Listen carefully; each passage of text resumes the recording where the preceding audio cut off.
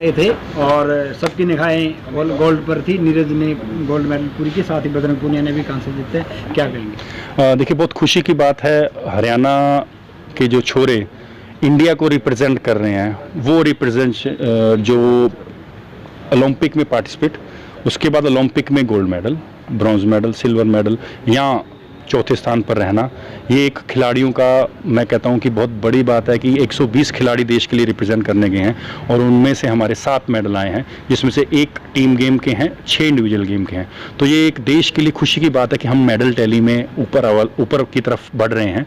आने वाले समय में इससे भी ज़्यादा कर सकते हैं। लेकिन सबसे बड़ी खबर आज की जो है वो ये है कि नीरज चोपड़ा ने गोल्ड मेडल जीता। 1980 में हॉकी में हमारा आखिरी गोल्ड था। उसके बाद 2008 में अभिनव बिंद्रा का गोल्ड आया इंडिविजुअल गेम में, और 13 साल बाद 2021 में नीरज चोपड़ा ने गोल्ड जीता। तो ये कह सकते हैं कि मेरे लिए ही मैन है, क्योंकि वो चीज़ करके दिखाई जो बहुत मुश्किल थी, नामुमकिन भी कह सकते हैं, बहुत मुश्किल थी और उन्होंने मुमकिन करके दिखाई। क्योंकि पहले ज़माने में जब मैं खेल शुरू किया, मैंने अपने ज़माने में, अगर मैं 1995-96 की बात करूं, तो उस समय जब 96 की अटलांटा ओलंपिक्स हुई, तो उस समय ये देखते थे कि अमेरिका का गोल्ड, कनाडा का गोल्ड, जमाइका का गोल्ड है, यूरोपियन कंट्री में गोल्ड ट्रैक एंड फील्ड में, तो इंडिया का कहीं नाम ही नहीं होता था। अगर कोई क्वालिफाई भी करता था तो बहुत मुश्किल होता था कि फाइनल में भी क्वालिफिकेशन करना। तो आज क्वालिफाई नहीं, फाइनल में भी नहीं, सीधा गोल्ड मेडल लाना वहाँ तक परफॉर्म करके, तो नीरज चोपड़ा का पूरे देश भर की तरफ से नीरज चोपड़ा का हमें धन्यवाद करना चाहिए और हमें गर्व करना चाहिए उनके ऊपर।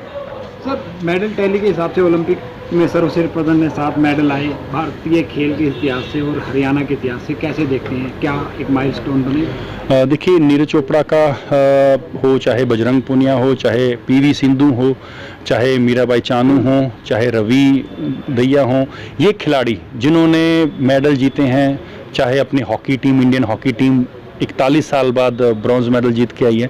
7 जो मेडल हैं हमारे, वो 7 के 7 टीम गेम और इंडिविजुअल गेम के, तो ये इतिहास रच के आए हैं। मुझे लगता है कि जहाँ जहाँ से ये बिलोंग करते हैं, जहाँ जहाँ से ये अपना, इनकी मातृभूमि है, वहाँ से और बाकी स्टेटों को भी सीख मिलनी चाहिए, उनको भी सीख लेनी चाहिए कि हमें आगे बढ़ना है।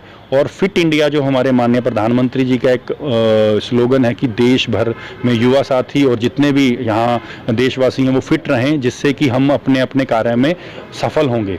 तो स्पोर्ट्स जो खिलाड़ी हैं वो भी अपने आप को आगे बढ़ाएं, क्योंकि अब हर जो संभव चीज़ें हैं वो हमारे को आगे बढ़ाएं, क्योंकि अब हर जो संभव चीज़ें हैं वो हमारे देश में होने शुरू हुई हैं। और मुझे लगता है कि आने वाली अगली ओलंपिक्स में इससे भी ज़्यादा हम मेडल जीत कर लाएंगे। सर, एक खिलाड़ी होने के नाते आपने टोक्यो ओलंपिक में खिलाड़ियों में क्या कमियां देखी, और एक खेल मंत्री होने के नाते उनको दूर करने के लिए आपको क्या लगता है कि क्या किया जाए और क्या करेंगे? देखिए, स्टेट के अंदर हमने काफ़ी चीज़ें नई शुरुआत की हैं, चाहे वो रिहैब सेंटर हो, क्योंकि इंजरी आती है खिलाड़ियों को, तो उसको रिहैब करने के लिए हमने 4 रिहैब सेंटर की खोलने की घोषणा की है। माननीय मुख्यमंत्री जी ने हमारे बजट सेशन में भी वो घोषणा की थी। चाहे वो रिहैब सेंटर हो, अब हम मेंटल कोच लेकर आ रहे हैं स्टेट में, डाइटिशियन कोच जो है वो लेके आ रहे हैं, फिटनेस जो है हमारे कोचेस के माध्यम से हम नए कोच लेके आ रहे हैं।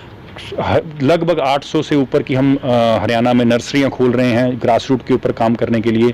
और जो कोचेज़ हमारे पुराने और नए हैं, इनकी हाई परफॉर्मेंस ट्रेनिंग के लिए इनको सेंटरों में, बड़े बड़े जो सेंटर होते हैं, चाहे वो INS पटियाला है या बेंगलोर है, वहाँ पर उनको ट्रेनिंग के लिए भेजा जाएगा, जिससे कि वो अपने खिलाड़ियों को और बेहतर तराश सके और जैसे आज नीरज चोपड़ा मेडल जीते हैं वैसे सैकड़ों खिलाड़ी पैदा कर सकें। सर, मुख्यमंत्री मनोहर लाल ने आज आपको संदीप सिंह पारस बना दिया है, जिम्मेवारी आपकी बढ़ गई है, तो कैसे खरे उतरेंगे? देखिए, मैं ये कहूँगा कि माननीय मुख्यमंत्री जी ने आज जो कहा, मैं उनका धन्यवाद करता हूँ तहे दिल से। और जैसे मैं हॉकी फील्ड में, चाहे मैं कप्तान के रूप में खेला हूँ, चाहे एज ए प्लेयर टीम के रूप में खेला हूँ, तो वहाँ पर भी जब भी मैं फील्ड पे उतर रहा था यही सोच के उतरता था कि मुझे 100% देना है। तो आज भी इस राजनीति के मैदान में मैं हमेशा 100% देता भी रहा हूँ और देता भी रहूँगा, क्योंकि मेरा मकसद यही है कि जिस भी फील्ड में उतरूँ अपना पूरा दूँ। Thank you sir. Thank you.